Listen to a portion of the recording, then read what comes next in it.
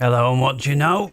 It's the 4v4 Supreme Commander Forged Alliance. You join me here between the years 2022-2023. We've got this FAF game coming up. It's got a reasonable mix of players from around the 1200 mark all the way up to the 2300. And we're going to see how they're going to get on. It's a map gen map. It's a 4v4 as we've said. Let's jump on in. Fade the music out a little bit.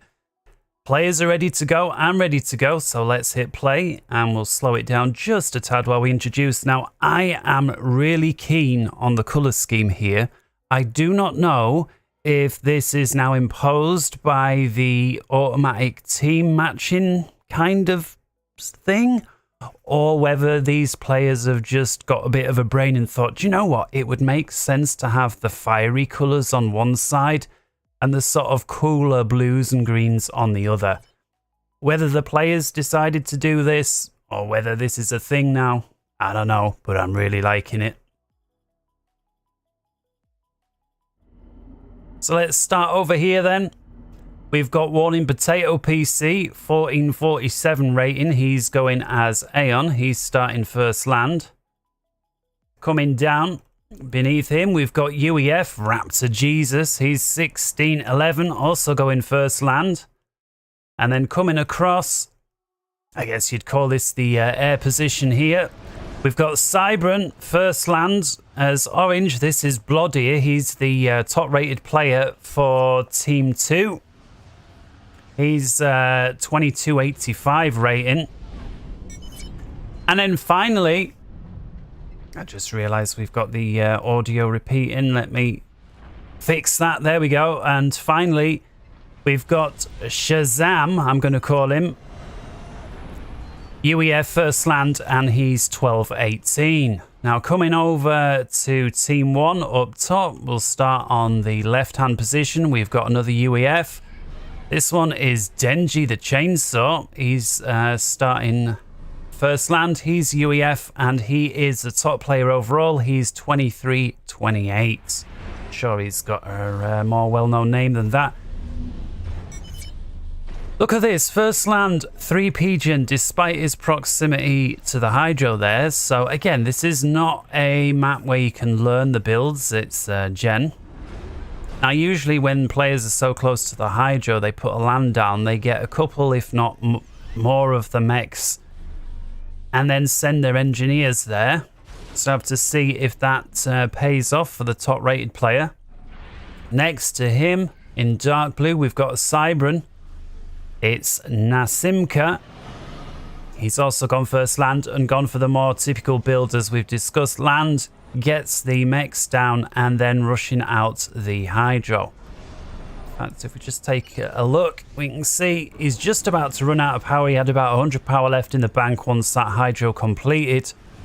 Of course, he's starting with 4,000 power, so to go from 4,000 and use 3,900, that's very well balanced power.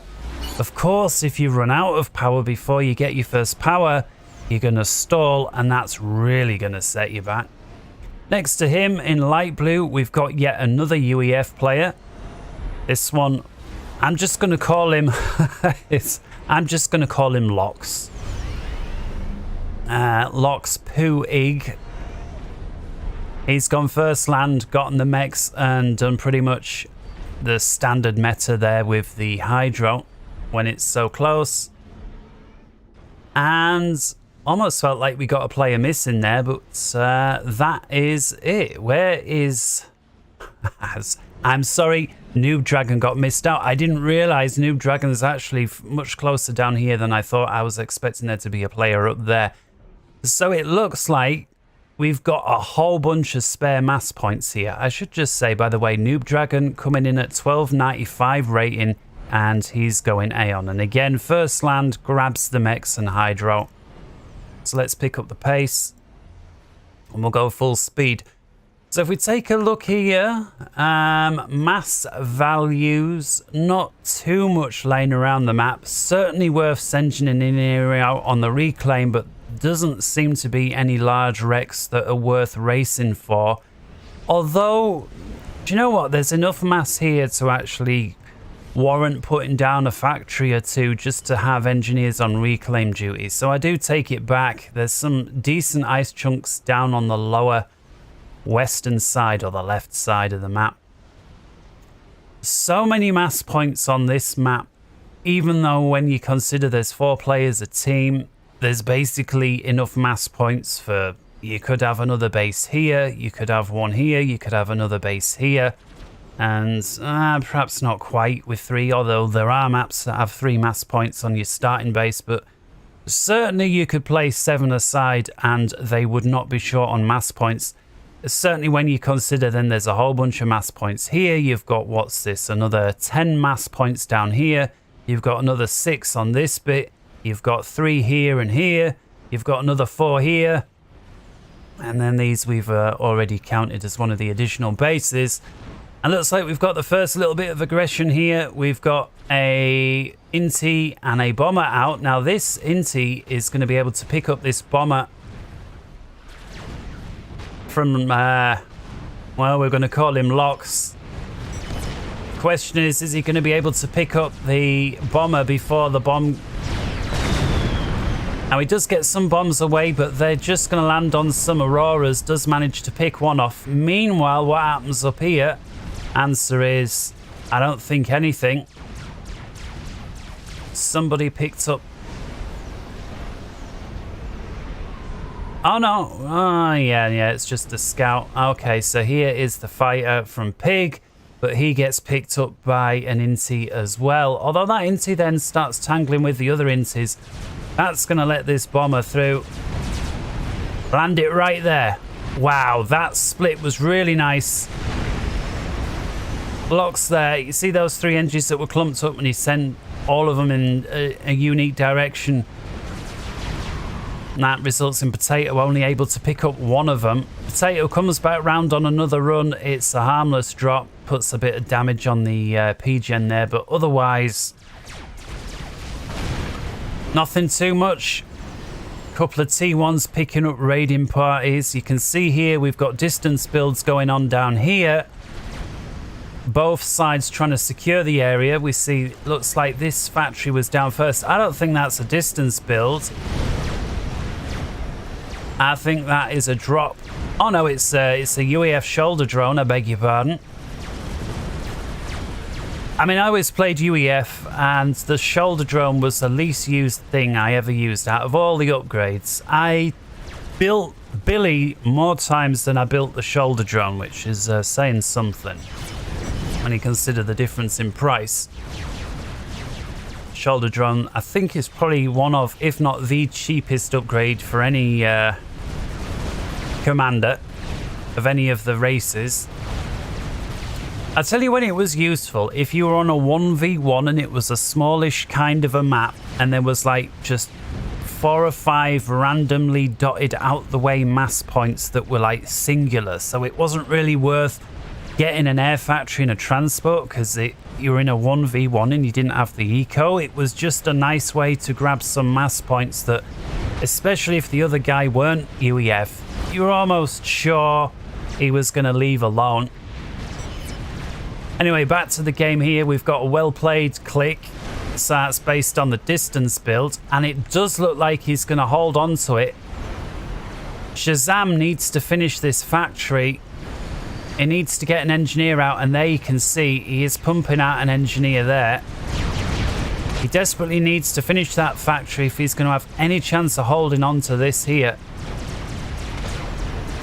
And he's already got another shoulder. Come on, you need to finish this factory.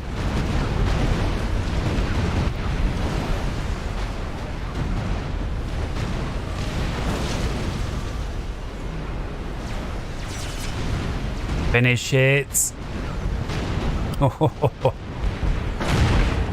Oh my goodness, finish the damn factory. Finish the factory. If he don't, that factory's got like 100 hit points left. Oh, he's gonna lose it. He's gonna lose it. And it would be a 2-on-2, but I just think it's too late now. You can see he's desperately trying down here. Let's have a look. Meanwhile, Central Estate. We've got Simca moving down with some quite serious forces. And has he got the gun already? Shooting pretty quick.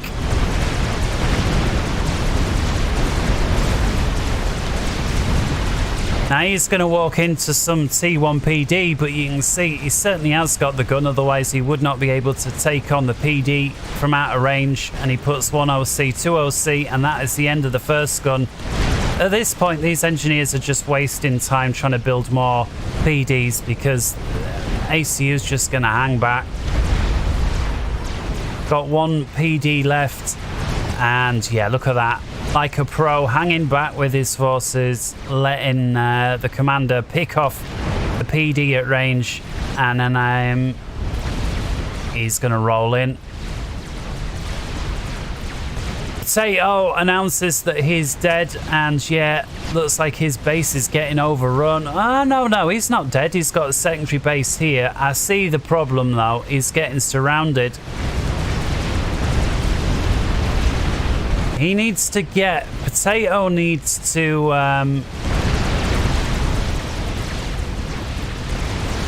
work a bit better with his ally here, Raptor Jesus, because they're getting completely overrun. Meanwhile, what's the story? Well, Shazam has managed to get his ACU on top of the little island.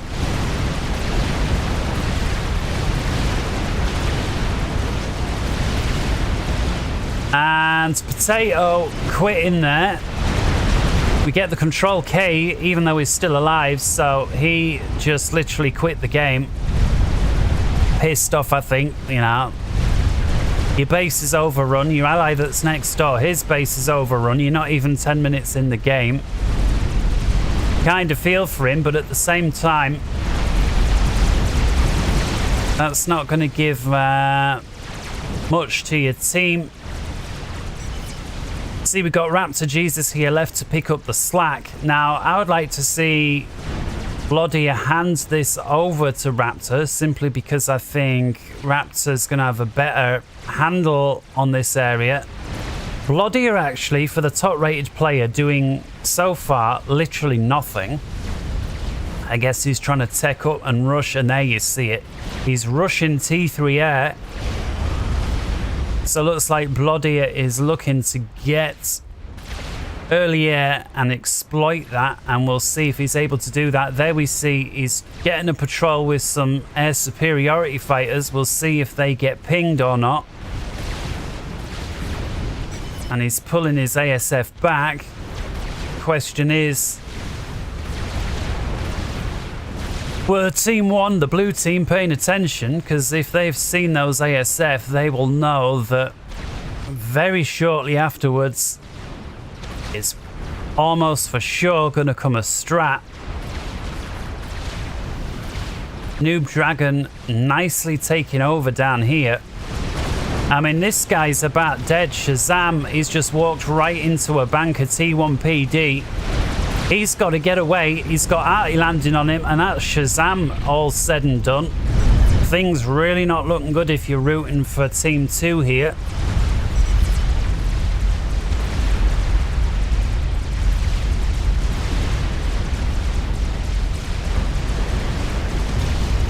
And so it's down to Bloody and Raptor Jesus versus everything else. Just the orange and the red. And they're going to have to get playing. Bloody, of course, strongest player still on the orange side.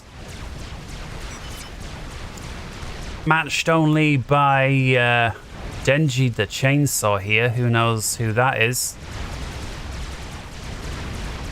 And this is just this beautiful play by high-level players. They just, if they can get a couple of units by and just leave them tickling damage, that's what they do. They don't carry on pressing to an engagement that they can't possibly win. They just leave it there, picking off isolated mexes. I love it. Bloody is really got the numbers here on the air.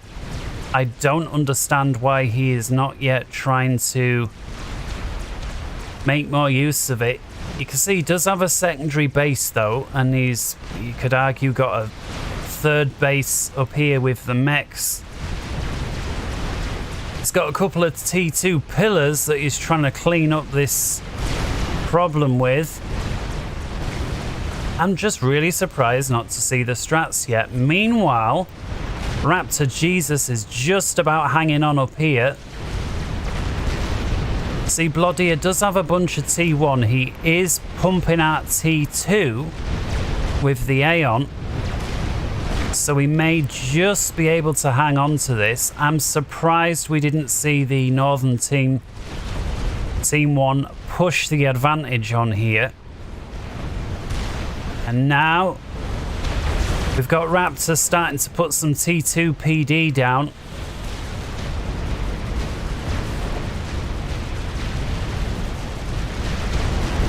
Now, what are we going here? What's Locks going for? Well, looks like T2 is building's too slow for that to be a Tech 3 ACU. But at 13 minutes, especially when you cleared out your opponent minutes ago, there's no reason why you can't be T3. Got TMLs coming in from the north side, picking off isolated mechs points here. Bang, there goes a T2. This T2, I'm not sure how it survived. It seemed to be a direct hit. Perhaps the missile was partially split, and I think it may have been here by this one.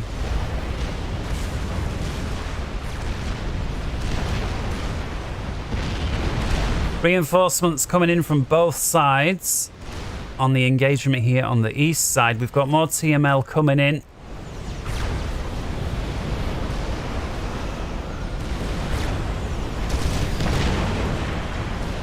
And we've got TMD going up now. We've got a PD creep coming in from the west side. Bloddy is going to have to do something here if we don't want to lose it. We do got some flapjacks. They're going to be able to chuck some mobile missiles in. And there you see them getting to work. That kills out the forward T2 PD. But he's going to have to carry on doing something. See, Bloody has got a strong air force over top here. He doesn't want to lose this area, that's for sure. I mean, he's got a lot of teched up mechs here, surrounded, capped off with the storage.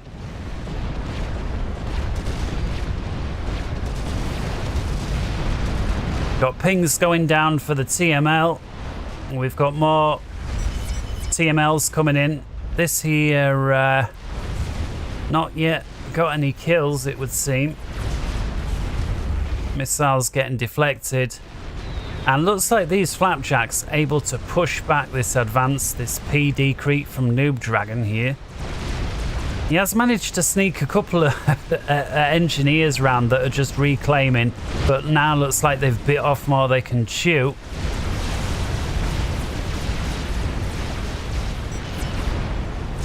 Engagement up top east side now. Commander leading the charge. Locks. And I reckon together with his backup, you see he's got a bunch of flapjacks as well as some other pick and mix. I reckon he could push that if he wanted. There are at least one sniper bot though down here. Where are we? There we go. So Bloddia with his solitary sniper bot is going to be able to... Game is paused. Yeah, that sniper bot is probably enough to make Locks think twice about just balls to the wall going in. Love the use of the mobile shields here on both sides.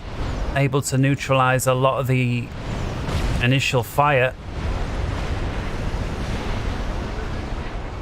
Anything else? Well, we've got stabilized front for now. The problem for Team 2 is they're operating out of this little part of the map. That gives Team 1 all these additional mechs points for free. And so eco-wise, we can see Team 1 is 31k to 20. So that's like a 3-2 advantage. Literally, that advantage, I imagine, is only going to get worse as time ticks on.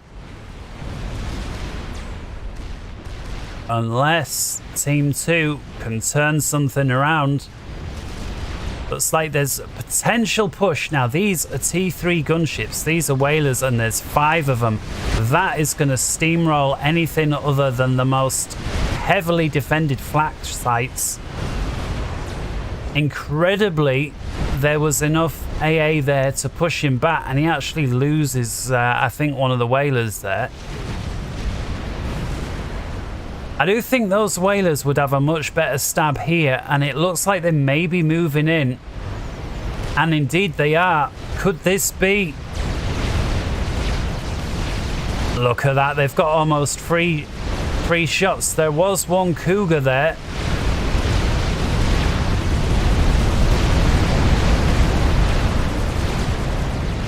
And the whalers now primarying on the Cougar. And they take it out. There's 3 whalers left. And unfortunately, they're pulling away.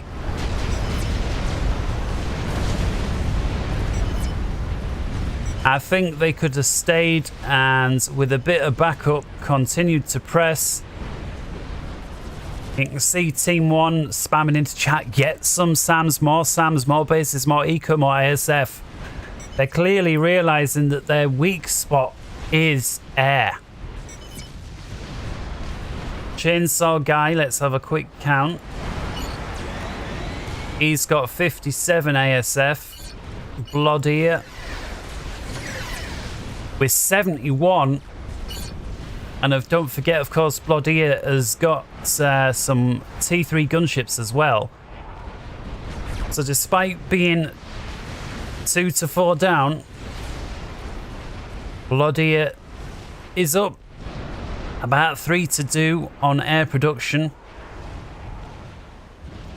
That isn't a given that you're going to win, but what is looking bad for Team 2 and for Bloodier is this base down to just 1 factory, 1 mechs, 1 PGen, 1 T2 PD, 1 shield and 1 T1 radar system.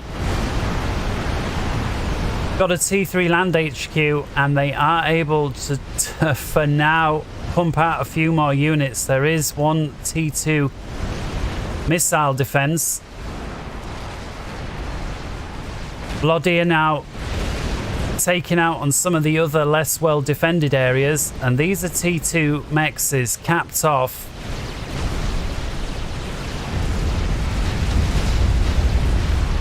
That's going to put some pain onto the eco of Genji. Let's have a look on the mass income. Genji is currently 238, 234, 232, 229, 228. And so it's just showing you that little bit of damage these ships have done there, these whalers. He's now picking up on this shield base, taking out the Oblivion, the shield. There's an artillery installation. That would be... yeah, that was a nice pickup with these whalers. Almost, if not entirely, for free.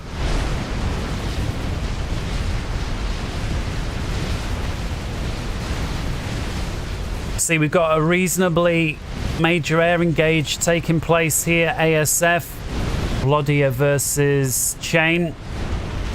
It's like both players pulling back for a bit. I think that went probably slightly better for Chain because Bloodier, we know, did have the superior numbers. I guess Bloodier is electing to cover his whalers, and there he is providing a lot of game pauses there from the players. We've got Bloodier, and it looks like he's going to pick up another satellite base for free. Once again, fully capped off T2 mechs, 3 of them. Shielded, we've got basic defense structures as well as a PGen, and that is going to get written off again for free. Looks like this T3 base finally went down. We got Raptor Jesus moving some land units into hold. Question is, are these two players jostling for position? And it looks like Raptor Jesus is caught between a rock and a hard place, thinking, well, do I go there? Do I go there? Problem here now. Lox has got the T3 ACU UEF PD creep going on. He's got his engineers pushing out, reclaiming all the shit that his PD is taking out. This is just going to go from bad to worse for Team 2 unless they get a handle on it. T3 UEF ACU, very, very dangerous. Can build shit so fast. I used to love dropping T3 ACU. Rushing the upgrades and dropping it. Of course, when you're against, certain players and they recognize that's what you do, they start sending scouts out over your base, because if you get your ACU to Tech 2, you can build 3 land factories very quickly with that ACU, and then those 3 land factories put like 5 or 6 T1 engineers out of them each. You can get from T2 to T3 very quickly that way, providing you've got the energy to do so. That's going to be your main hindrance early in game.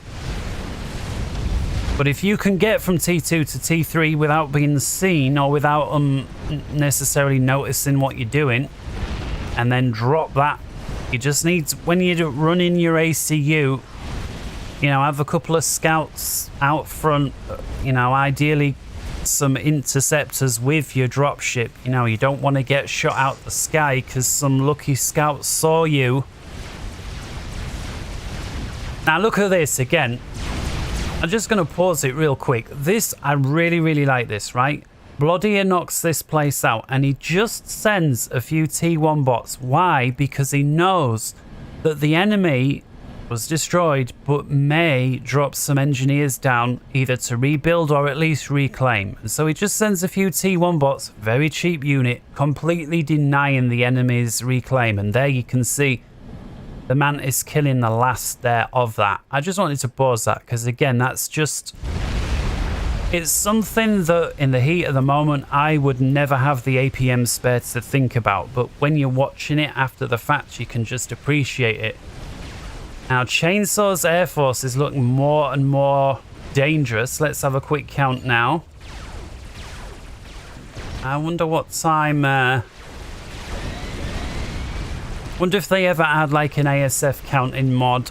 So we got about 82.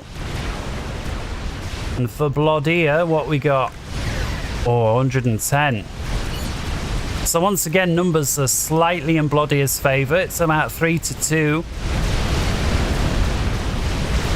And look at this. We've got a Monkey Lord, we've got Whalers, and we've got a bunch of T3 bots. Let me turn the sound down there just a little bit.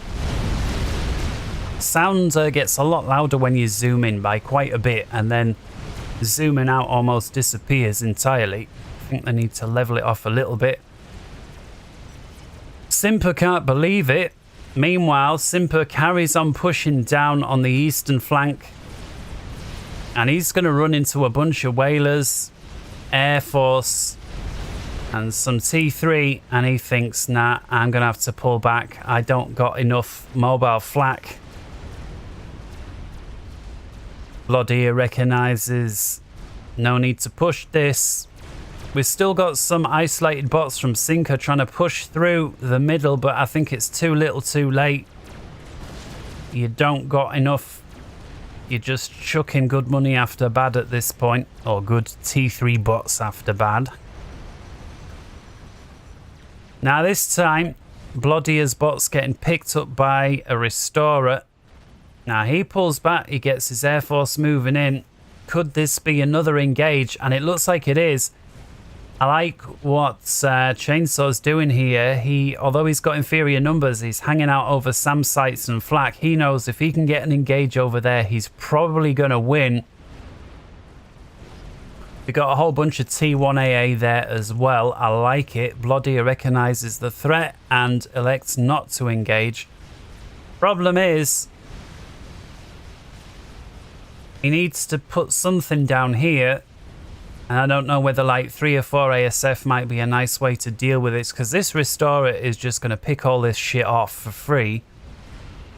I get it, you can't chuck away your whole air wing over here, risk and engage and getting pulled in. It's certainly going to be micro-intensive. Meanwhile, once again, on the east side, which seems to be all the land actions over here, seems to be the air action is down here. Bloodier, once again, showing everyone how to use whalers effectively, picking off land targets. I don't get why Lox hasn't realised that the only thing stopping him just punching through has been a handful of whalers, 5 or 6 whalers. He needs more flak or cougars, a T3 SAM unit. That's what's missing. If he could just put a couple more cougars under a shield, mobile shield, it would render these whalers almost useless. But until then, and we got some Percies, and there's the how many kills has that got? Ravager, 2 kills so far. And here we've got a whole bunch of heavy, mind you, look at these heavy artilleries. We've got 7, 6, 12 kills. Yeah, those are getting good value. Just able to lob shells in from a distance, and even if they don't necessarily kill a unit, they're going to be inflicting damage. And look at these, a lot of these units are like halfway damaged. And yeah, as we feared, this losing from Bloodier. And yeah, look at this, reclaim underway. Noob Dragon thinking I want that back. This becoming quite the forward base here for Chainsaw. We've got the shield, we've got a whole bank of artilleries there. What's that? Almost 10 artillery pieces there. We got SAM sights, we're going T3. I'm surprised we don't got any TMD there yet. And Bloodier's here. Problem is, he is going to lose. What sort of range do these pieces have? Well, there you can see it's covering the entire base here. It's covering half the base over here. But Bloodier working on his air grid big time. Is anybody up to anything? Well, we've got a fatty over here from Raptor. That is going to be a nice unit on a map like this. Raptor is requesting mass. And Bloodier giving him there about 3-4k to try and get it finished. Now you see Bloodier with the air and with that fatty. Where would I like to see the fatty used? Well, I would like to see the fatty moved over here, because this creeping arty, what is basically an arty creep, is gonna knock Bloodier gradually out of the game. If Bloodier loses this base and he loses this here, he's gonna lose about 50% of his mass income, and I'm not sure he's gonna be a viable threat in this game versus the superior number if his mass gets cut in half. Meanwhile, once again, moving in, his whalers are primary in certain things. What's he going for? Raptor Jesus does manage to finish the experimental. There is, however, a fatty up here. Now, these whalers may finish off this forward base here. Once again, Lox, he's had so much warning to build more air. I do not understand why. He's got such a strong ground-to-ground presence here, but there's no air defense. I don't understand. And, you know, anybody can get ambushed and sniped, but when it's happened once, and then again after 2 minutes, and then again after 2 minutes, and then again after 2 minutes, at some point you start to run out of excuses as to why haven't you got air defense. And now we've got the follow-up attack here with Raptor Jesus, a whole bunch of Percies. These are going to mop up good and proper. These whalers continuing to go to town up here. Still almost for free. There is a solitary wasp up here.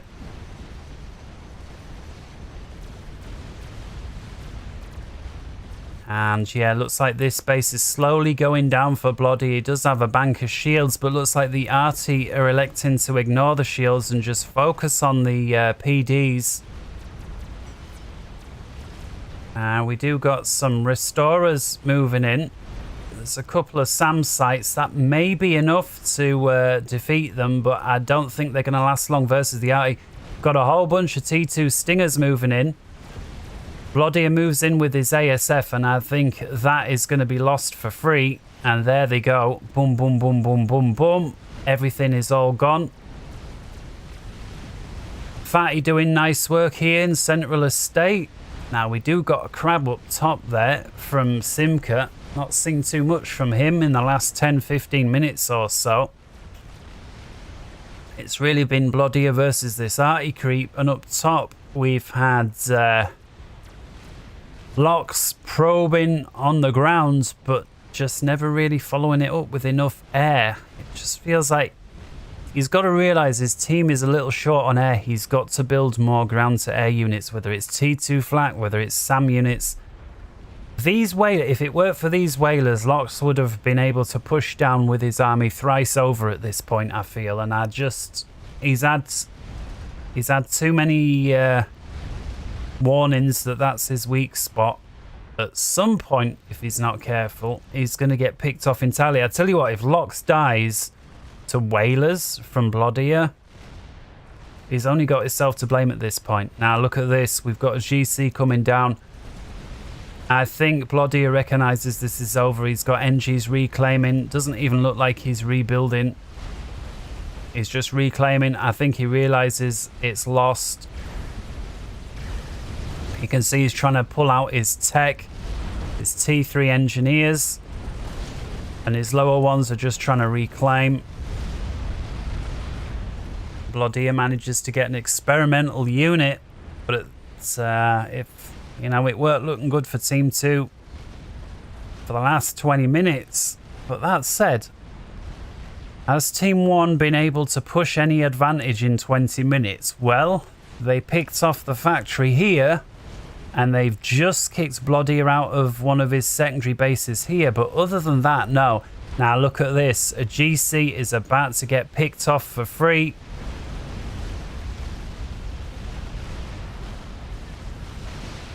Bloodier, and here is a big air engage we've been waiting for.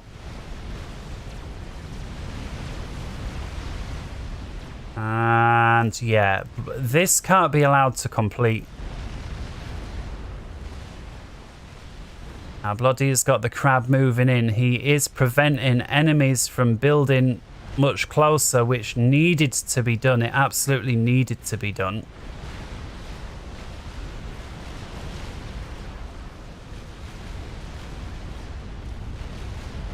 Yeah, now he needs to get that crab. It's taken a lot of damage. And this fatty continues to do the Lord's work. It's about 50% health, but it has taken out about 30 odd units. And master reclaim here. Fatty continue. Yeah, that fatty is keeping them in the game right now. I think they need another one. And they are working on it. So the question now really is, are they able to hold on? So let's have a look. Bloodier manages to get another experimental unit out. What have we got this time? If Bloodier got a bug, and with his air dominance, I'm just thinking, providing he don't go over the middle here, all these SAM sites, he may be able to turn this game around.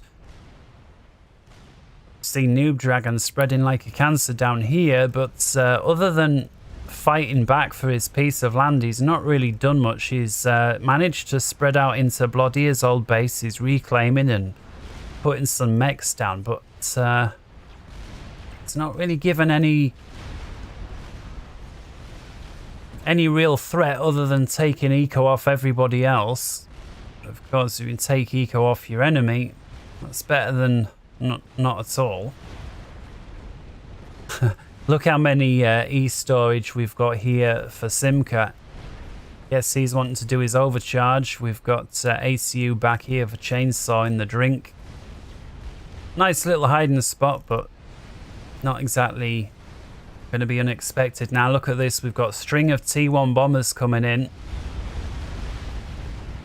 Bloodier's just got to be careful he don't chuck away his ASF to all these SAM sites just to chase down these T1 bombers. And so you can see here this very precise micro here, which is what you want. But these bombers are so much cheaper than these ASF. You don't want all these SAM sites getting free shots on your ASF. Just, you know, this is a really bad trade now. He needs to keep his ASF away from these SAM sites while he engages these much cheaper aircraft. And you can see he's realised that's what he's done. And there we go. That said, don't let him in. Don't let him in. And there he is, coming back now.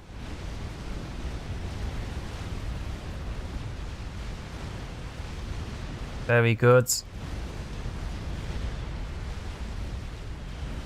Major engage on Central Estate here. Fatty continuing to keep him in the game with 64 kills. Got a Monkey Lord moving in. They need to take this very damaged crab out, and I'm sure it's about to go down, and there it goes. And these Percies are going to take this crab out as well. Perfect. And finally something going Team 2's way. Got to stop this now. Team 1 ever so slightly starting to push into the western little, what would you call this? I was going to say semi-sphere, but it's a semi-semi-sphere. And yeah, bloody can't let this continue, because if they get pushed back much further, it's not just the terrain. You got to realize how many mechs are tied up in this area here. There must be about 25 mechs in this area. Fatty continuing with now 96 kills. We've got the second one online with 23. We've got a huge air engage over the top of Bloodier's base. And this is not looking good for Team 2. We've got enemy units inside Bloodier's base. Oh shit, there goes half his air grid. And Bloodier calling it, realising when he loses half his air grid with enemy units in his base, it's over. He quits. Raptor Jesus throws out the GG. It's always a shame when the game don't conclude, but I kept wondering, you know, I've not seen this before, and I kept thinking, are they going to pull it back? Are they going to pull it back? Like, is somebody going to do something?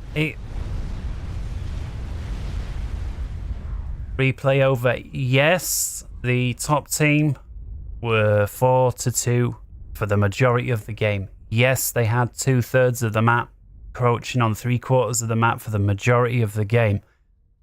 It just felt like, other than Locks over here, and of course Chainsaw, the top player, it just felt like the other two players were a little redundant in what was going on. And I was thinking, well, if you get half the players out the game, then that's now a 2v2. And if you consider the fact that the eco that these two players were taking up, you know, the mass points were basically just not really going anywhere, it did feel more 50-50. And that said, they weren't entirely doing nothing, but it wasn't anything like what the other two was contributing. And so with that, I was thinking this is not over. It's not over. But once Bloodier lost air and he had enemy units inside his base, you know, he had a bunch of T3 bots and then half his air grid went up, it was over at that point. Quit or no quit, there's nothing you can do at that point. Well played, everyone, and until next time, take care. Bye-bye.